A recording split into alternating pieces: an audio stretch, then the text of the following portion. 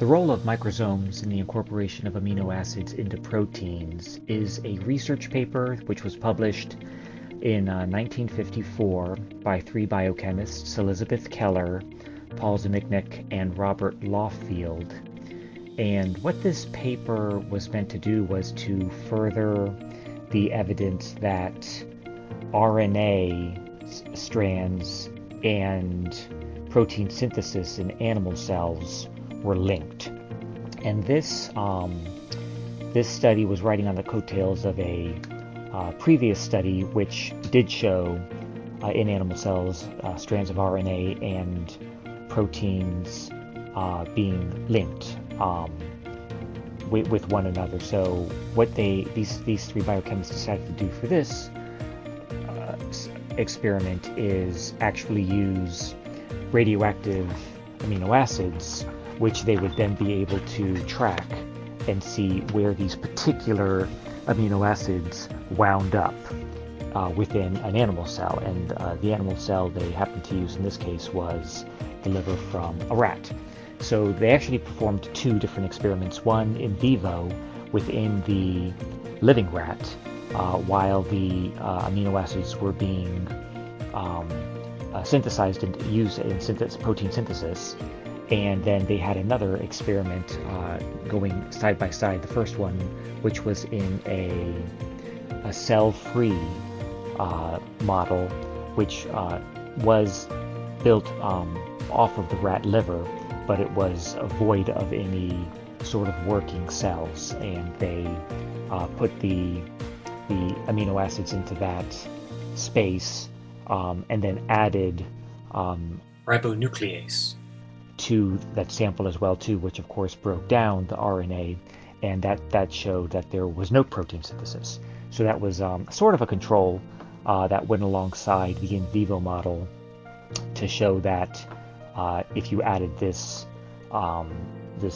enzyme which was breaking down the RNA, there would in fact be no protein synthesis. So the way they went about performing this experiment is they took two radioactive versions of two amino acids, one valine C14 and the other leucine C14, and they chose these two amino acids for two reasons. The first is these amino acids were rather rare in the rat model, so they wouldn't have a lot of competition from other equally useful building blocks to make protein.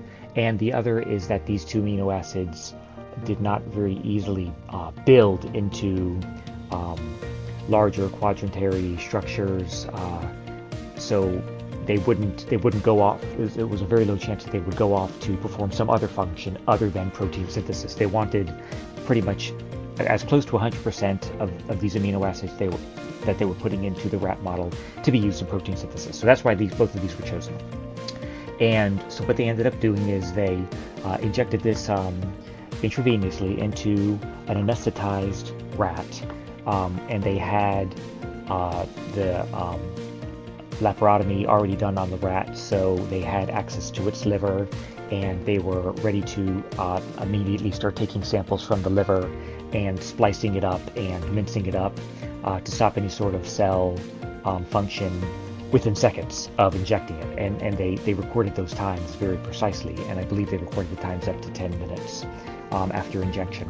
So they would inject the amino acids, and then after a certain amount of seconds, take a sample of the rat liver, mince it up, throw it into the centrifuge so it would completely halt sort of a frozen in time of up to that point what those radioactive amino acids, the path that they had taken, and then they would take a snapshot and study it. And then of course they pretty much kept slicing off pieces of this rat's liver up to the 10 minutes, and then ending with a terminal sample at the 10-minute mark of whatever was left of the liver, saying, okay, this is as far as we're going to go, let's take a look. And so when they went ahead and analyzed percentage-wise how many of these amino acids wound up where within the cell, they found that a large portion, close to it was over 70% of these amino acids were in the microsome fraction. And we know now, actually, the microsome fraction doesn't exist in live cells. It's a byproduct, or the leftovers, the remains of destroyed ribosomes.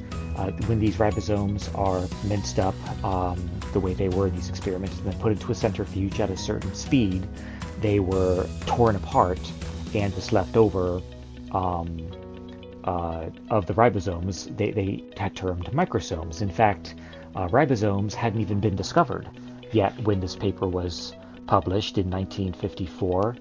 In fact, I think they were observed by another biochemist in the mid-1950s, which of course was after this paper was published, and he didn't even know what exactly he was looking at. He just actually was able to see them in a living model. So they did know that microsomes, which of course were left over in these centrifuged samples that they were examining, did contain RNA strands. And so they knew that the RNA and the protein synthesis had to have been working together in some capacity, and this experiment ended up proving that. When you look at the total amount of where these radioactive amino acids ended up, as I said, it was over 70% in the microsomes. It was probably about 10% or so in the mitochondria, and then the rest of it was either found within the whole liver, or part of the minced up part of the liver, which was called the supranucleant aspect of the liver, which is where the rest of them were found. But the importance of this experiment, in a nutshell, is that it did actually point to RNA being the machine which cranked out new proteins.